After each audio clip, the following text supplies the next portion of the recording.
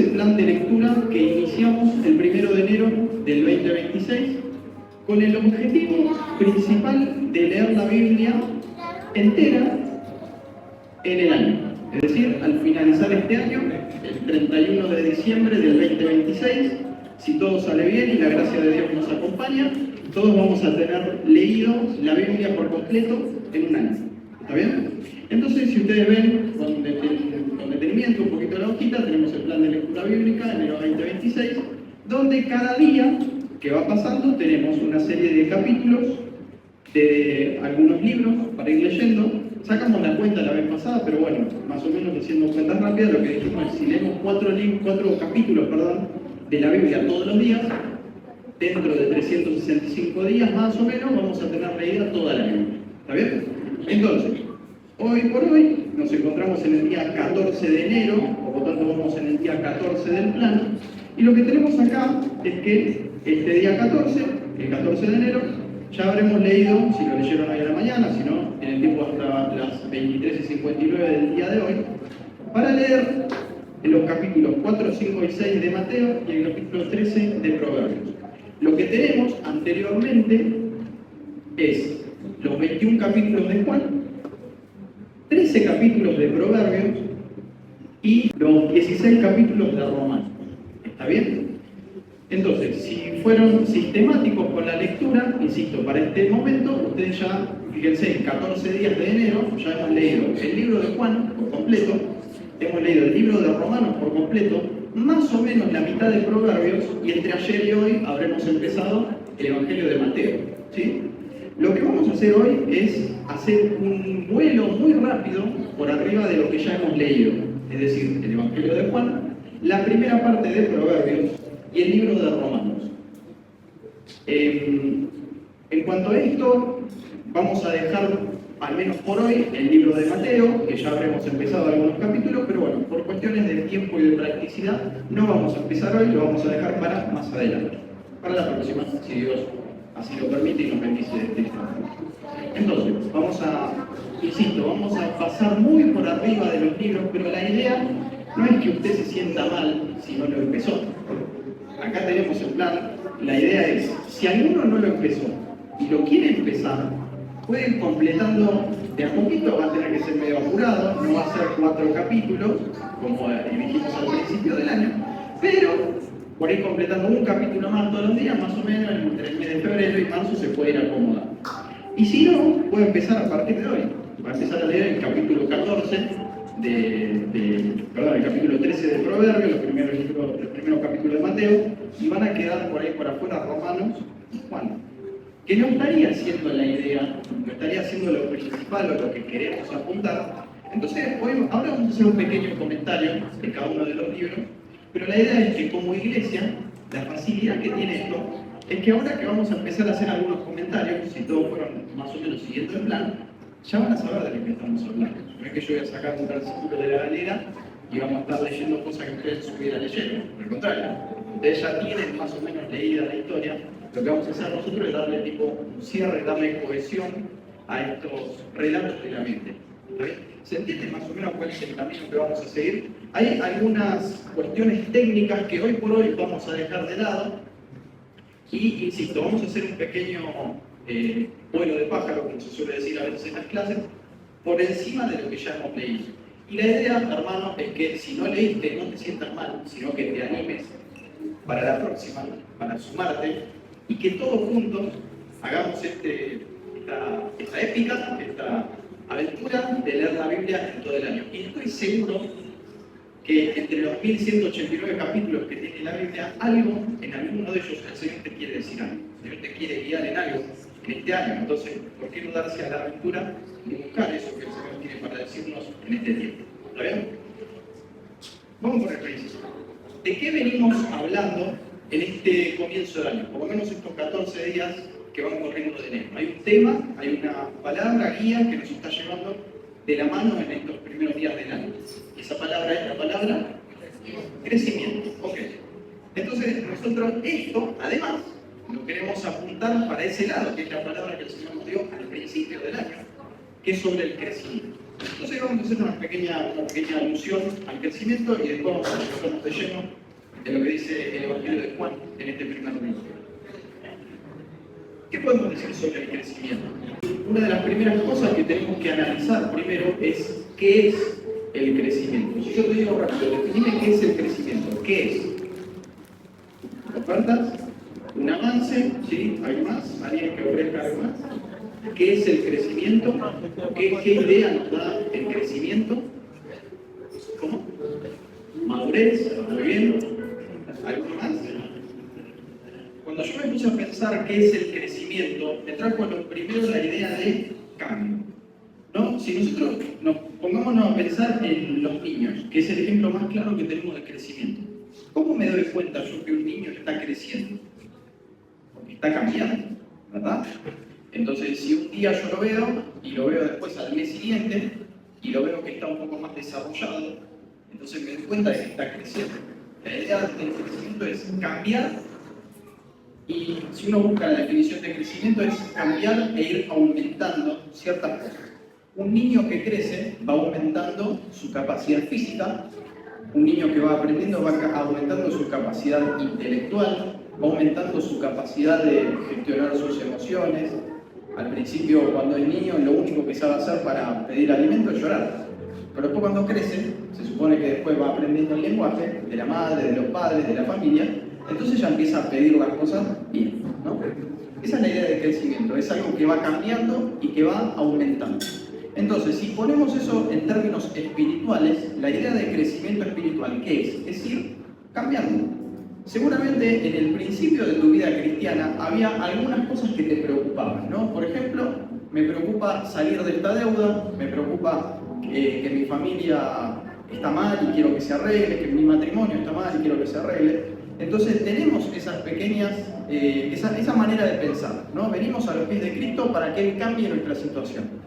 Pero a medida que crecemos, a medida que avanzamos, que vamos cambiando espiritualmente, nos damos cuenta que ese no es el todo de la vida cristiana.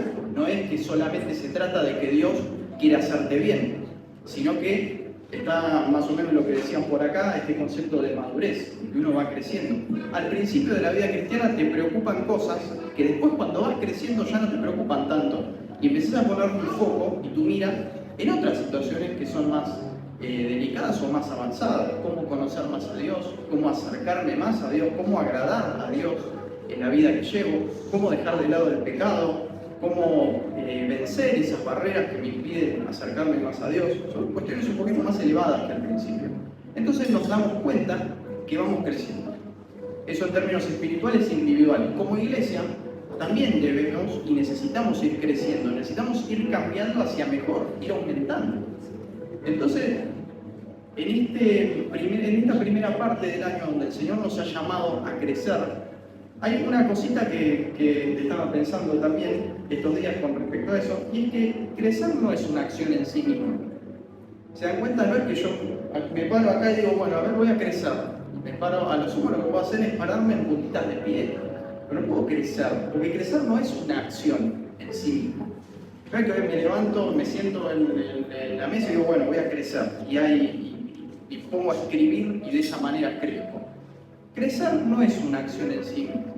Crecer es el resultado de otras acciones. Por ejemplo, en los niños, volvemos al ejemplo más claro de los niños, el niño crece no porque se levanta un día y dice, bueno, voy a crecer y empieza a inflarse, porque no es una acción en sí misma. Lo que lo hace crecer es lo que come. A veces hay momentos de nuestra vida donde llegamos a cierta edad donde ya no crecemos más y nos empezamos a expandir hacia los costados. Esa persona no ha comprendido que ya pasó tu tiempo de crecer, que tenés que comer para vivir, no vivir para comer. Pero bueno, ¿se entiende más o menos a dónde vamos con el tema del crecimiento? Uno crece y crece además en el área que está desarrollándose.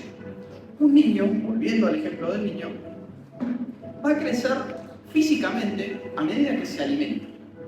Entonces tiene que alimentarse para que sus células vayan creciendo en número, en cantidad y en calidad. Pero ¿qué pasa? Si solamente come y nunca aprende nada nuevo, va a crecer demasiado físicamente, pero no va a crecer intelectualmente. Y la idea del niño es que crezca de manera integral, que todo crezca en él. ¿Está bien? Entonces, además de alimentarse para crecer físicamente, Además de eso, tiene que ser estimulado por ahí, por sus padres, por sus hermanos, por sus amiguitos. Entonces va creciendo también intelectualmente. Todo hacia el crecimiento. Entonces, si pasamos esto ahora a términos espirituales, no vas a crecer espiritualmente solamente leyendo la Biblia.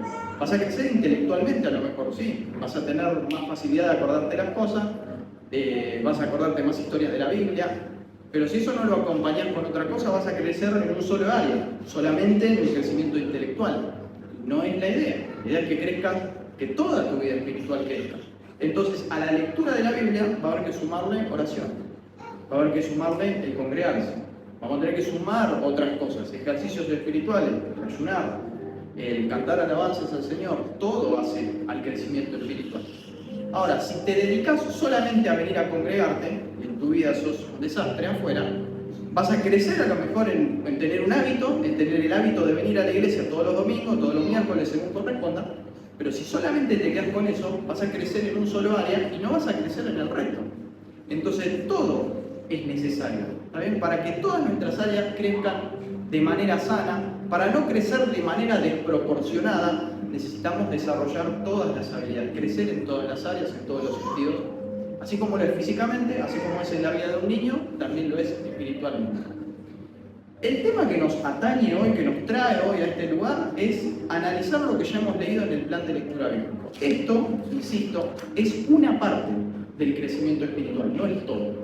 Va a haber que orar, va a haber que congregarse, pero hoy, por la circunstancia en la que estamos, nos vamos a enfocar en esto, en el crecimiento espiritual, intelectual que viene a partir de la lectura de la palabra. Que vuelvo a lo de antes, no es el todo, pero te diría que es un 50% más o menos de la vida cristiana, del crecimiento espiritual, pasa por la palabra de Dios. Porque si vivís solamente de la prédica del pastor, si vivís solamente de los consejos motivacionales de TikTok o de Facebook o de YouTube, tu vida espiritual va a crecer desproporcionada, como te digo. Entonces, no es solamente esto, pero es una parte muy importante. Te diría quizás la más importante, porque es la manera en la cual el Señor ha decidido revelarse a nosotros. No hay otra manera de conocer a Cristo, al Dios verdadero, si no es a través de la Biblia. ¿Está bien? Hay mucha gente que quiere conocer a Dios sin la Biblia, pero necesitamos conocer al Dios de la Biblia. Entonces, esta es una parte muy importante. Y por eso hemos decidido iniciar con este plan. Vamos a la primera parte, que es sobre el Evangelio de Juan. ¿Sí?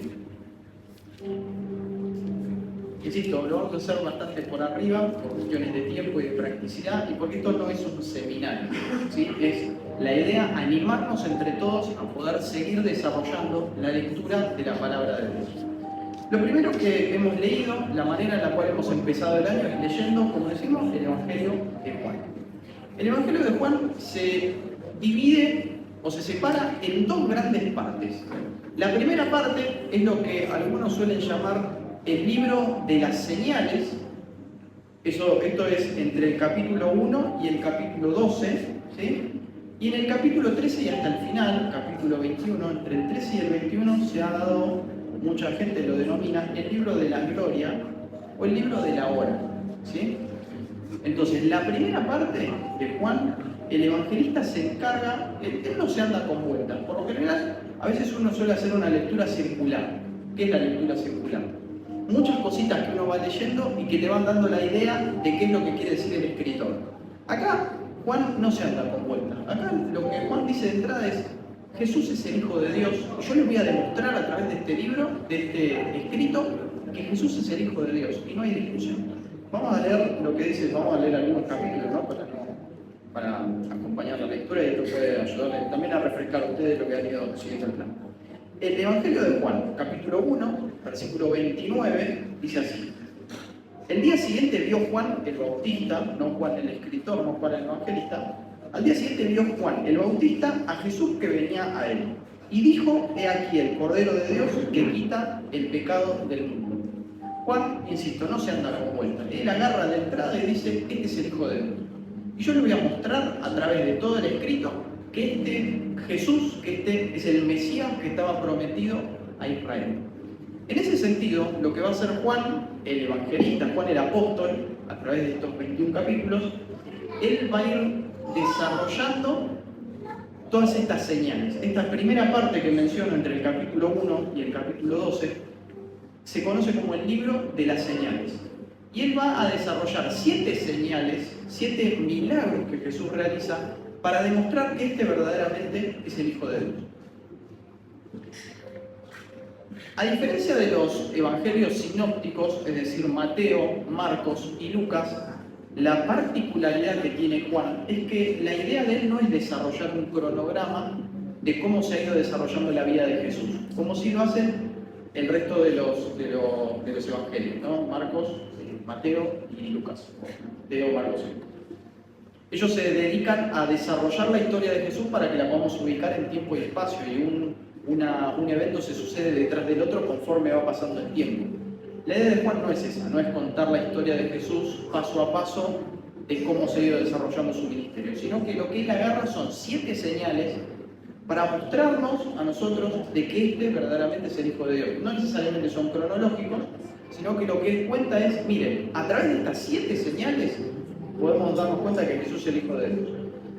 Las 7 señales son: Jesús convierte el agua en vino, sana al hijo del oficial solamente con su palabra, sana al paralítico de Betesda, que tuvo 38 años sin poder bajar al agua hasta que el Señor lo sanó, alimenta a los 5.000 con unos poquitos panes y poquitos peces.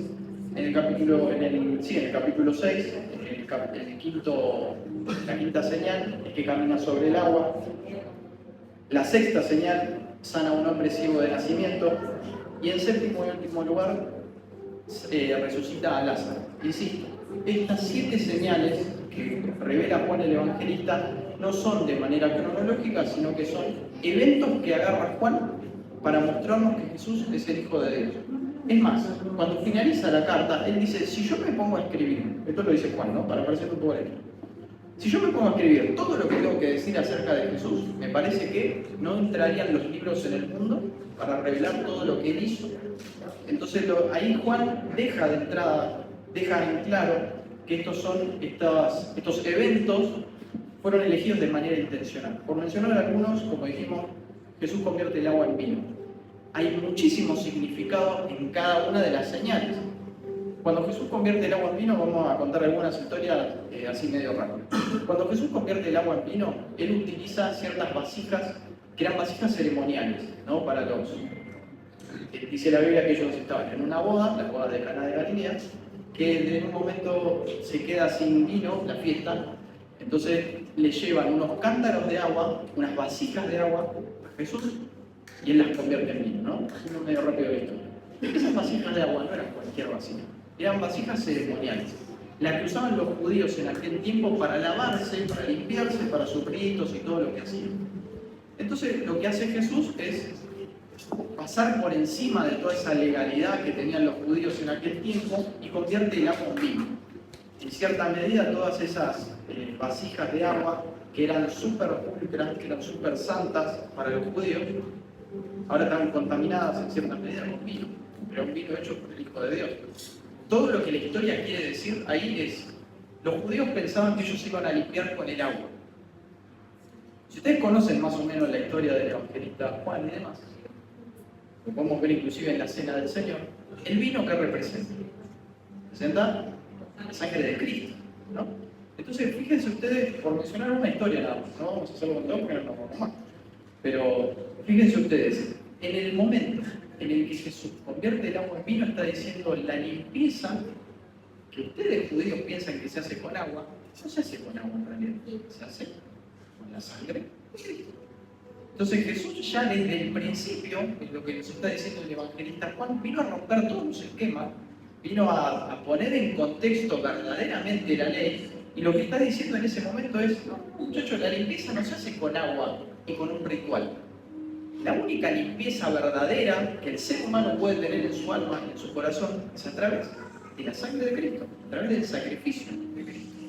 Asimismo, también cuando Jesús decide sanar al paralítico de Betesda, los que han leído la historia se habrán dado cuenta que lo hizo un día sábado. Y de esa manera, sanando Jesús a un ciego sanando Jesús a un paralítico en pleno sábado, está dando a entender que él está por encima de la ley, que es el Hijo de Dios. Está por encima del sábado, de ese respeto tergiversado que tenían los judíos del sábado. Por mencionar algunas cositas más, bueno, podríamos hablar de la alimentación de los 5.000, de cuando Jesús camina sobre el agua, como hay un paralelismo muy grande entre Génesis y el Evangelio de Juan. Fíjense ustedes que Génesis empieza diciendo en el principio hizo Dios la luz, creó los cielos, la tierra y demás. El Evangelio de Juan arranca diciendo en el principio, el verbo era Dios, el verbo estaba con Dios y el verbo era Dios. Entonces hay un paralelismo muy grande entre Génesis y el Evangelio de Juan.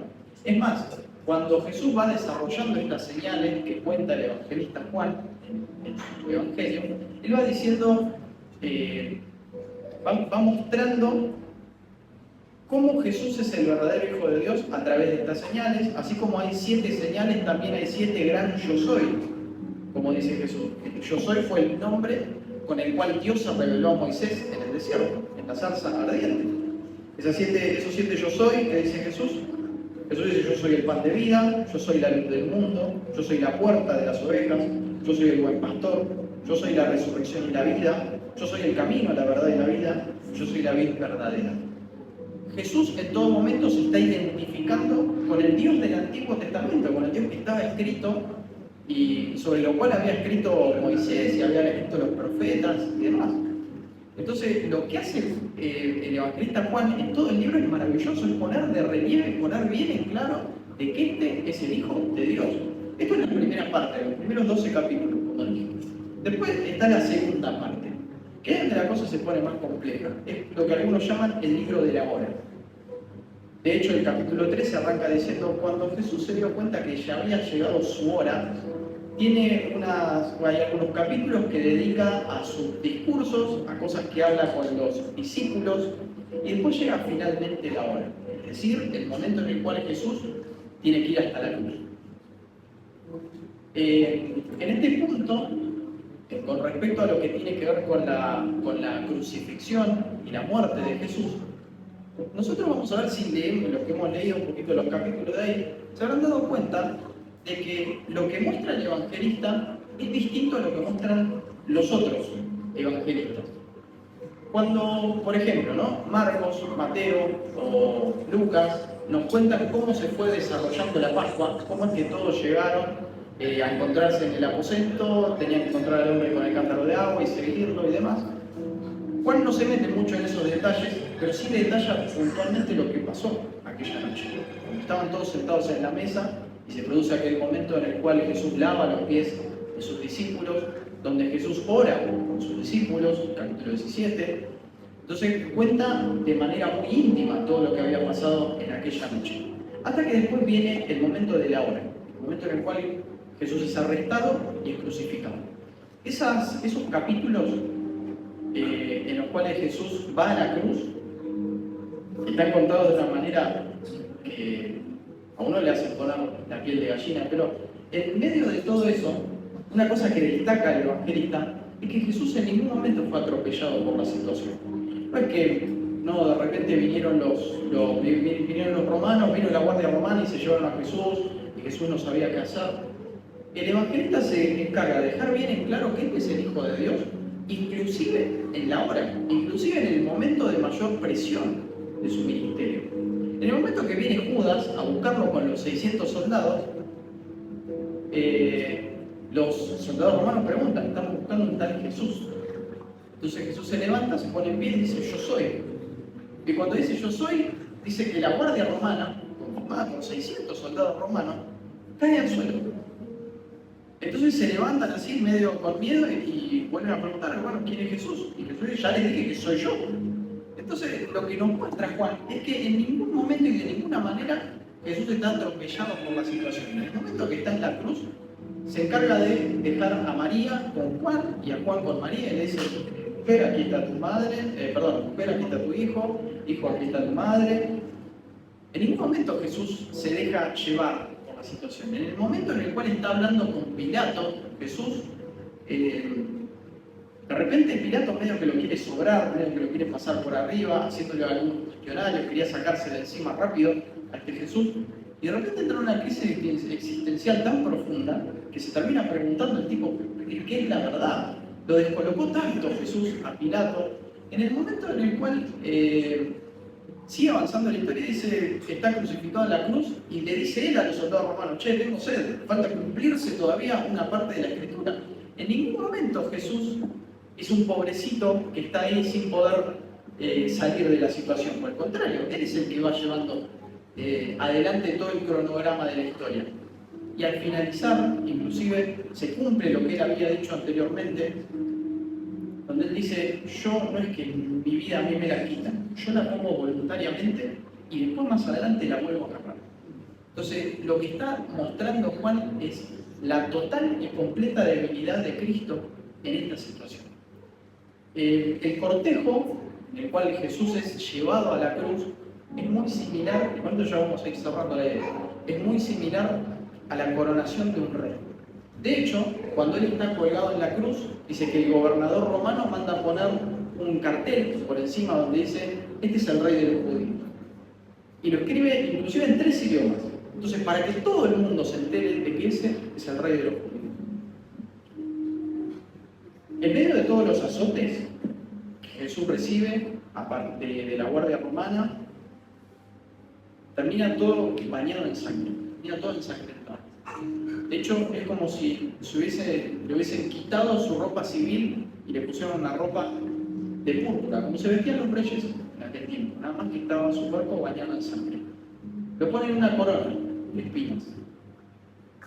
Le hacen reverencias, a modo de burla, pero le hacen reverencias. Y finalmente la historia, el corolario de la historia es Jesús subido a una cruz, como si fuera un rey subiéndose a su trono. Toda la historia de Juan cuenta el proceso de entronización de un rey, que no es un rey en los términos de este mundo, que está bañado en sangre, está vestido con la ropa de un rey, está puesto su corona en su cabeza, y está ahora subido a su propio trono. Pero no es la coronación de los reyes normales, comunes de este mundo. Es lo que Dios decidió hacer con él, decidió hacer en la persona de su propio Hijo Jesucristo, coronándose rey en todos los idiomas y todo el mundo se enteró de que ese es el verdadero rey de los judíos, de que ese es el verdadero rey de Israel. Y después, esta historia en la cual Jesús parece derrotado, en la cual Jesús parece que ha pasado ya su ministerio y ha finalizado, termina de la manera más épica que puede terminar cualquier historia. Después de todo ese sufrimiento, después de todo ese dolor que el Hijo de Dios tuvo que pasar, al tercer día, cuando las mujeres van a buscar en su tumba a ver qué había pasado con Jesús, el rey ya no estaba más en el aire, había resucitado, se había levantado entre los muertos. Entonces, esa es la demostración máxima de la deidad de Jesús. Así como paso a paso el evangelista nos ha ido llevando y nos ha ido mostrando Jesús es el Hijo de Dios por esto o por otro, así como está escrito. Una palabra que se repite mucho también en el Evangelio es testimonio. Este es el testimonio que dio Juan, este es el testimonio que dio Jesús, el testimonio que dio la gente que vio a Jesús. Testimonio, y así está escrito, o como está escrito, son cosas que se repiten muchas veces en el Evangelio. Y así como estaba escrito, el rey se levantó. El rey salió de la tumba, salió victorioso. La tumba no lo pudo retener, no lo pudo detener. Esa es la historia épica y por tanto el final más épico que se pudo haber escrito para una historia tan épica. Perdón la repetición. El rey se levantó de entre los muertos. Entonces, creo que esa emoción que uno siente al leer todo el Evangelio de Juan es nuestra seguridad, es el testimonio que dan las Escrituras acerca de que este hombre que caminó entre nosotros es Dios encarnado. Si tuviéramos que definir o tratar de resumir todo el libro en una sola frase, es Dios se hizo hombre. El Evangelio de Juan dice eso. Dios mismo, el Dios eterno, el gran yo soy del Antiguo Testamento, se hizo hombre. Y se hizo hombre en la figura de Jesucristo. Y a nosotros nos llena de paz y nos llena de alegría poder ver cómo este Dios infinito y eterno se hizo hombre, caminó como uno de nosotros, cumplió su ministerio, hizo la obra que Dios le mandó a hacer, parecía derrotado, parecía destruido, pero por el poder y para la gloria de Dios se levantó en gloria, resucitó de la muerte. Y puso ahí el sello y se fue hasta la cima de todo y clavó la bandera diciendo él había derrotado a la muerte, había derrotado al poder del pecado. ¿Ven?